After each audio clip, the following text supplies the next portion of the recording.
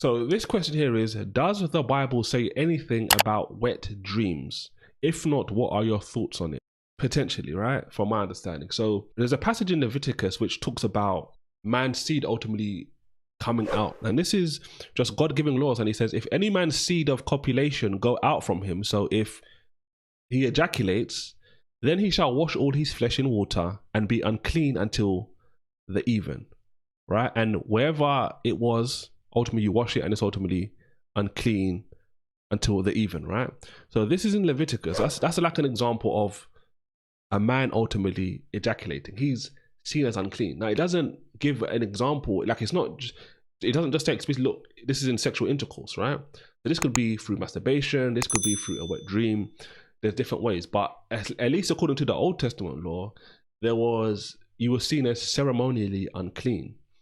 Now, one thing I'll say in regards to a wet dream, I'll kind of give you just insights, a little bit of personal insights, right? Not too much, but I'll just put it like this. There was a point in my salvation where I guess I kind of started trying to make a dedicated effort to ensure that did not happen, right? Now, this isn't something that I speak about with everyone, so I don't know how other people go on, and I'm not going to go into like deep detail, but one thing I realized for myself is the more and more I try to pray about this stuff and focus on this stuff, the more and more I started to realize that we have a lot more power and control over these things than we may let on to. Because I started to realize in certain times, like certain times I'd be sleeping, have dreams, and I'd become conscious and realize, you know what, wake up. And it's almost like I could wake myself up or get myself up before anything like that would ever potentially happen.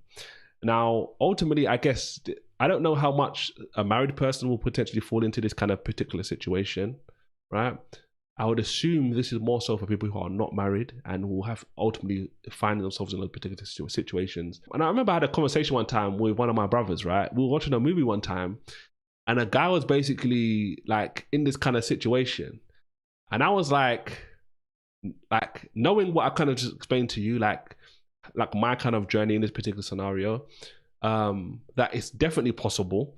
I was like, nah, like he shouldn't be like engaging, like thinking about that stuff to that point. Like he should kind of snap out of it. He shouldn't be going deeper and deeper. My brother at the time was kind of like, yeah, but he's sleeping, he's dreaming. And I don't want it to people to think that I'm saying like you should have just complete control over your dreams in that sense, because I don't know if you can have that.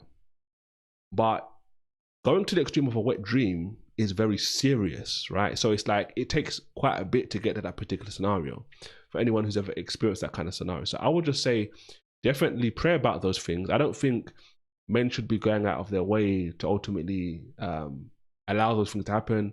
I think men should ultimately be trying to stop those things from happening, ultimately. And I think it's definitely doable. You can pray about these things.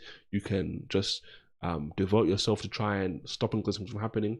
And what you'll find is, I'll just speak from my own experience, like I said, I started to realize more and more you can be very conscious in a dream and actually snap yourself out of dreams before they get to those particular scenarios.